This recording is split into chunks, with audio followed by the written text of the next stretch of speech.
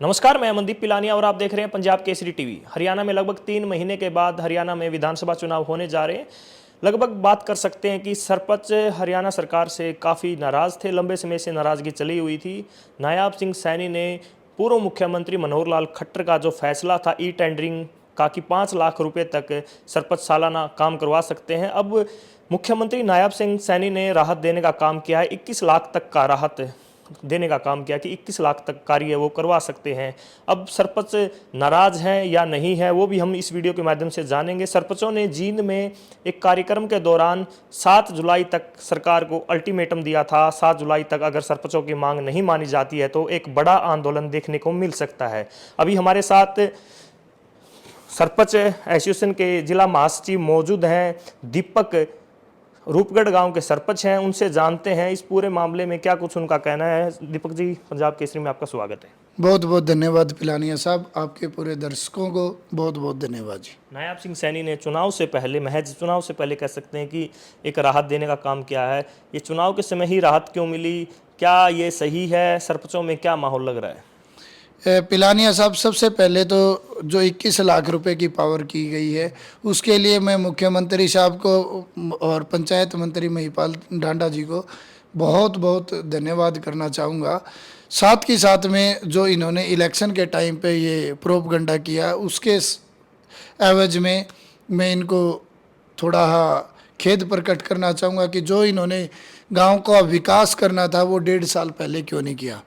और साथ ही साथ में ये कहना चाहूँगा कि जो पंचायतों की जो सरपंचों की मांग थी गांव के विकास के लिए, उसमें बहुत सारी वो चीज़ें छूट गई हैं।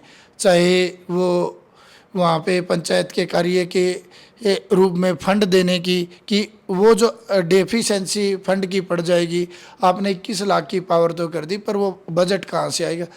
ऐसी बहुत सारी चीज़ों की कमी खल रही है फिलहाल के टाइम पे भी, पर मैं इस चीज़ से संतुष्ट हूँ कि कम से कम एक पावर इन्होंने बढ़ाई है।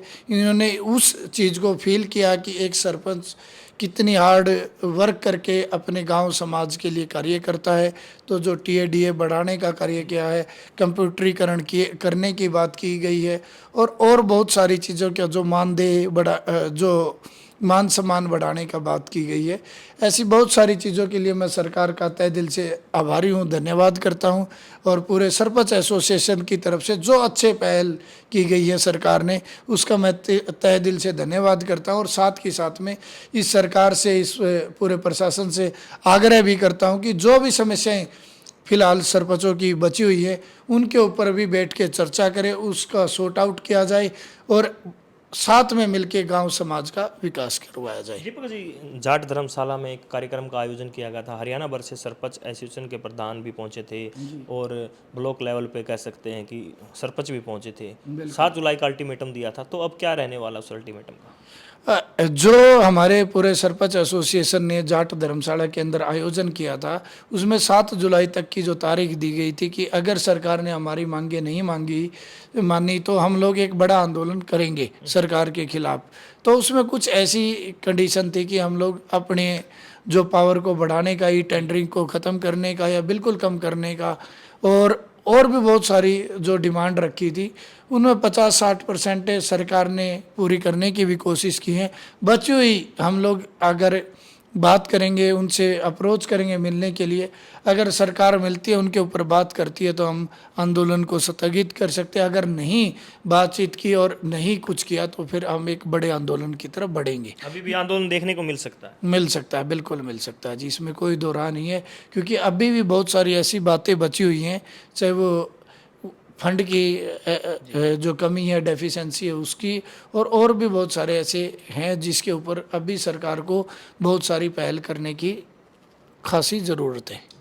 ये हमारे साथ थे रूपगढ़ गांव के सरपंच दीपक। इन्होंने बताया है कि जो अभी फ़िलहाल राहत दी गई है 21 लाख रुपए की, कहीं ना कहीं सरपंचों में खुशी की लहर है और कहीं ना कहीं सरपंच इस बात से मुख्यमंत्री का धन्यवाद भी करते हैं। लेकिन अभी भी कुछ मांगे इनकी बाकी हैं, जैसे ई टेंडरिंग को ख़त्म करना या जो फंड को लेकर इनकी जो मांगे हैं सरकार से अभी तक पूरी नहीं की गई है मांगे। अब देखने वाली बात है कि सरपंच एसोसिएशन क्या फ़ैसला लेती है, क्या कुछ रहने वाला है। हरियाणा की गलियारों में, राजनीतिक गलियारों में चर्चाएँ रहती हैं कि हरियाणा के 2 सीएम हैं, नायाब सिंह सैनी सैनी और पूर्व मुख्यमंत्री मनोहर लाल खट्टर को सुपर सीएम के नाम से भी बुलाया जाता है, लेकिन सुपर सीएम का जो फैसला था 5 लाख रुपए का, वो नायब सिंह सैनी ने अब बदलने का काम किया है। 21 लाख रुपए तक की राहत सरपंचों को देने का काम किया है।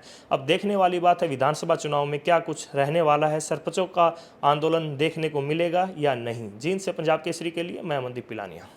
हमसे जुड़े रहने के लिए हमारे YouTube चैनल को सब्सक्राइब करें और नई वीडियो की नोटिफिकेशन के लिए बेल आइकॉन को दबाएं। अगर आप ये वीडियो Facebook पर देख रहे हैं तो लाइक जरूर करें और ज्यादा से ज्यादा शेयर करें। धन्यवाद।